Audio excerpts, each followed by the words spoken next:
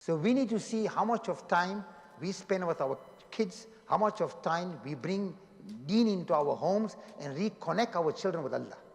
Understand? If you go to any facility in the world, the first thing they instill into you is spirituality. Okay, and there is no shortcut to recovery. There is no person can say that, you know what, there's a success rate or 100% success rate. If there was a success rate, or there was one injection you could get for recovery, then our Whitney Houstons and Michael Jacksons wouldn't have died. Understand? Because there's a shortcut to recovery. There is no shortcut to recovery. Okay, so maybe if I explain what addiction is, I think we'll get a better understanding of how this thing works. There are 3 stages of addiction. Initially, it's your pre-dependency phase. So we all know obsession is psychological. So obsession creates physical compulsiveness. So if you're obsessed with something, your body becomes physically compulsive. That means a person is obsessed with chocolate, the body wants to eat. A first person is obsessed with maybe roti, the body becomes physically compulsive, want to eat. A person is obsessed with a woman, his body will be physically want to go and visit her. So what we need to understand, obsession creates physical compulsiveness.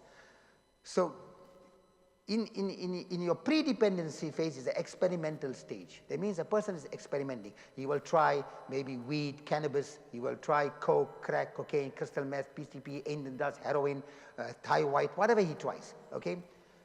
He will try all these, he will try. Once he finds a choice of drug, he goes from pre-dependency to codependency. That means now he's no more experimenting. He's found a choice of drug. His choice of drug is maybe crack cocaine, and for him to stimulate, for him to bring the heart rate down, he'll use a benzodiazepine. Okay, because if you use crack cocaine or stimulant at any given time without using any downer, your arteries will burst. So either they will use maybe Mandrex, or they will use benzodiazepines, or they will use alcohol to settle the heart rate down. So if a person finds a choice of drug, if his choice of drug is crack and he comes on with benzodiazepines, now he's no more experimenting. That means it's no more a psychological dependency, because initially it was psychology, you're experimenting. Once you find a choice of drug, you go from pre-dependency to codependency. In your codependency phase, okay, now let's just say my choice of drug is crack cocaine, benzodiazepine, okay? So now I will only use that. I won't play with other type of drugs. I'll use that only. So what happens there is that my brain will tell me how good it is, my body will tell me how good it feels. So at that time, I'm trying to satisfy both. My mind is telling me how good it is, my body is telling me how good it feels. So I'm trying to satisfy both.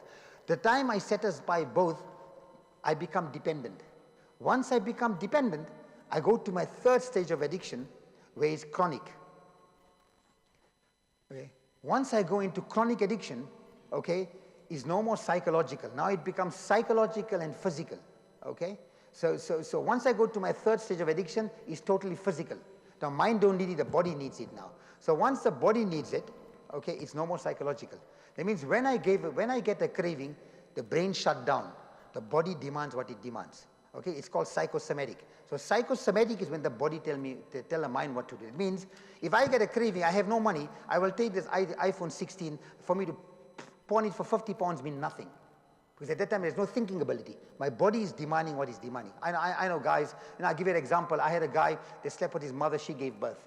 I've got another guy who's raping his sister from the age of 7, she's 13 now. Okay, every time he comes home from drugging, he drugs, he rapes her, and then he goes and sleep. When she told her parents reckon you're nuts. Where will you see your own brother rape you? After doing investigation, he's raping her for 7 years. Understand? When I asked the mother, why did you allow your son to do what he has to do? She reckon, she tells me, Shaykh, what, the reason I did it was because if I don't do that, he would have went to the street and raped someone else. So because he's my son, I don't want him to go to prison, I did what I had to do. Understand? So it comes to that stage in addiction, guys. We need to understand how severe it is. And what it's doing, it's breaking homes. Okay, it's breaking marriages, it's breaking up children. It's come to a stage, I told a lot of my patients that if you don't, Allah Ta'ala made it such in this world that whatever goes around comes around. Whatever goes around, comes around. So I tell them that if you don't stop, Allah will show you exactly one day in front of you who you were. So I got a lot of patients now in the center that the fathers by me in 2001, 2002, 2003, the children are coming to rehab now.